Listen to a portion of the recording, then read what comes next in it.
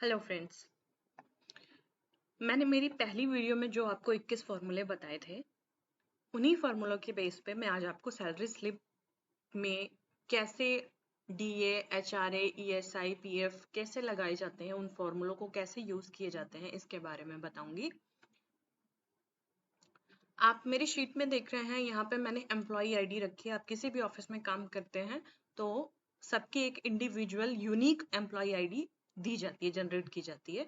इन्हीं unique ID से हर एक इंसान को डिफरेंट तरीके से पहचाना जाता है, क्योंकि जैसे आयांश लिखा है तो हो सकता है आयांश एक और हो। अगर इसका नाम आयांश वर्मा हो सकता है आयांश वर्मा एक और हो हमारी कंपनी में। तो लेकिन उनकी आईडी जो होगी वो अलग होगी, वो सेम नहीं होती। तो इसलिए एम्प्लॉय आईडी सभी की यूनिक होती है। फिर नेम दिया है मैंने, फिर उनका डेजिग्नेशन, मतलब उनकी क्या पोस्ट है उस कंपनी में, और अकॉर्डिंग टू दैट उनकी क्या सैलरी है। ये ऐसा मैंने एक टेंटेटिव अनुमानित एक आपको कह सकती हूँ कि सैलरी स्लिप का एक फॉर्मेट तैयार किया है। अब इसमें सबसे पहला ब्लॉक है डीए। डीए 2%। डीए की फुल फॉर्म होती है डियरनेस अलाउंसेस। ये मैंने ऐसा एज्यूम किया कि जो भी हमारे एम्प्लॉइज हैं उनकी सैलरी का 2% उन्हें डीए मिलता है। तो 2% हमें इसका 2% निकालना है। तो हम कैसे निकालेंगे, मैंने आपको बताया था कोई भी फॉर्मूला लगाने से पहले इक्वल टू लगाना इज इम्पॉर्टेंट। फिर हमें किस पे फॉर्मूला लगाना है, सैलरी पे। तो सैलरी का क्या सेल एड्रेस है, यहाँ से देखिए डी वाला कॉलम और 3 रो यानी कि D3। तो हम यहाँ पे लिख देंगे D3। ये देखिए सैलरी का सेल सिलेक्ट हो गया, और मल्टीप्लाई का साइन लगाएंगे और लिखेंगे 2 और परसेंट का साइन लगा देंगे, 2% और लगा देंगे एंटर। तो 55,000 सैलरी पे जो आयांश है उसको 1100 रुपए एज डियरनेस अलाउंसेस मिल रहे हैं। फिर आया एचआरए, हाउस रेंट अलाउंसेस, मतलब कुछ कंपनीज प्रोवाइड करती है रहने का। तो जो भी आपकी सैलरी होगी उसका 3.3% एज अ एचआरए दिया जा रहा है। ये कैसे लगाएंगे, इक्वल टू, ये भी सैलरी पे ही लग रहा है, D3 मल्टीप्लाई बाय जो 3.3% दिया हुआ है वो, इक्वल टू D3 इस पे लगेगा मल्टीप्लाई बाय 3.3%। परसेंट का साइन लगा दीजिए, 1815 रुपए। ईएसआई जैसे मेडिकल मिलता है, किसी किसी कंपनी में मेडिकल कार्ड मिलता है, ईएसआई हॉस्पिटल होता है, वहां पे आप जा करके अपना इलाज करा सकते हैं। तो एवरी मंथ सैलरी का 4%, ऐसा मैंने एज्यूम करके एक शीट तैयार की है कि जो भी सैलरी है उसका 4% एज अ मेडिकल अलाउंस मिल रहा है। ये हर कंपनी का डिफरेंट होता है, सभी के पॉलिसी के अकॉर्डिंग ये चीज बदल सकती है। अब यही सबका लेकर आना है, तो यहाँ पे एक स्क्वायर का डॉट बना हुआ है, यहाँ से आप इसको ड्रैग डाउन कर दीजिए सिमिलरली ऐसा। अब पीएफ निकालना है हमको, इक्वल टू, पीएफ की फुल फॉर्म होती है प्रोविडेंट फंड,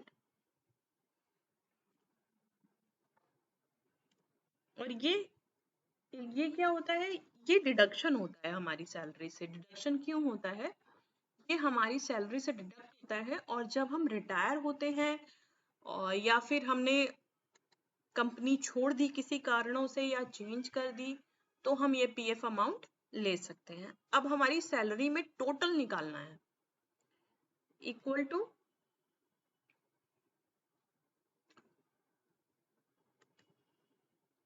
सैलरी, इसमें डियरनेस अलाउंस ऐड होता है, ठीक है।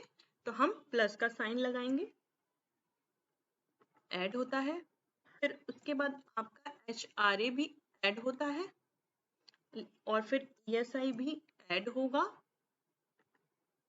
और फिर क्या माइनस होगा, हमारा पीएफ। अब आप कहेंगे मैम जब सेम रो थी, जैसा मैंने लास्ट में समेशन का फॉर्मूला बताया था, तो हम तो समेशन भी लगा सकते हैं। बिल्कुल लगा सकते हैं, तो मैं आपको लगा के दिखाती हूँ।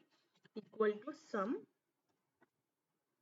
ब्रैकेट स्टार्ट और सैलरी मेरा पहला सेल, यहां से लेकर पीएफ वाले सेल का एड्रेस H3,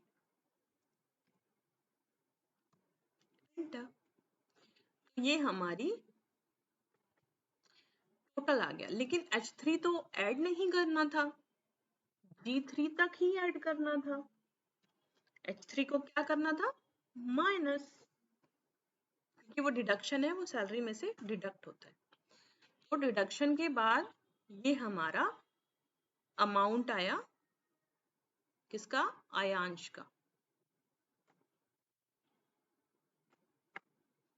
ठीक है, ये देखिए सम का फॉर्मूला जो यहाँ पे लगा हुआ है।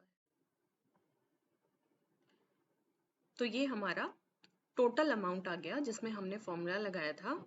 सैलरी से लेकर ईएसआई तक हमने ऐड किया समेशन फॉर्मूले की हेल्प से, यहाँ पे देखिए, और उसमें पीएफ माइनस कर दिया, यानी कि H3 माइनस कर दिया। क्यों, क्योंकि ये हमारा डिडक्शन होता है अमाउंट, और ये हमें कब मिलता है, जब हम रिटायर होते हैं या फिर हमने कंपनी छोड़ी होती है, लेफ्ट की होती है।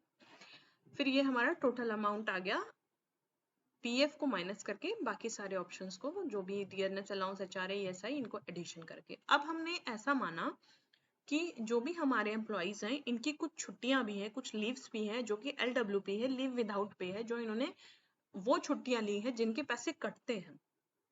तो किसी ने 3 ली, 2 ली, 4 ली, 1 ली, किसी की 0 भी है।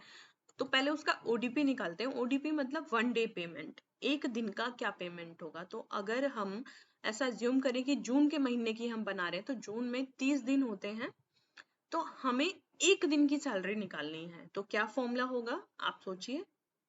जो भी इसकी सैलरी है ये 30 दिन की है और हमें एक दिन की सैलरी निकालनी है, तो हम क्या करना होगा, इक्वल टू जो भी इसकी सैलरी है उसको डिवाइड करना होगा नंबर ऑफ मंथ से, यानी कि 30, क्योंकि जून में 30 डेज होते हैं। तो 1833 रुपए इसकी एक दिन का पेमेंट आया। ठीक है ना।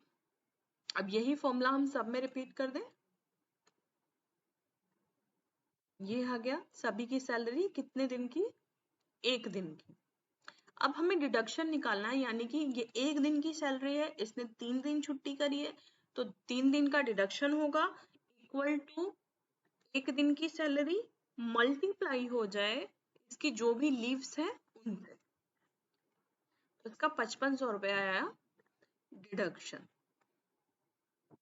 ठीक है, ये इनके डिडक्शन के अमाउंट है। अब पेड अमाउंट क्या होना चाहिए, जो भी इसका टोटल आया था इसमें से हमें माइनस करना है इसकी डिडक्शन वाली वैल्यू, यानी कि इसको कितने रुपए मिलेंगे, इसकी जो मंथली सैलरी बनने वाली है इसमें 47,740 रुपीज इसको एज अ जून मंथ की सैलरी मिलेगी, according to this salary slip जो भी मैंने आपको बताई है, जिसमें हमने डेजिग्नेशन रखा, उनकी सैलरी रखी, डीए 2% रखा।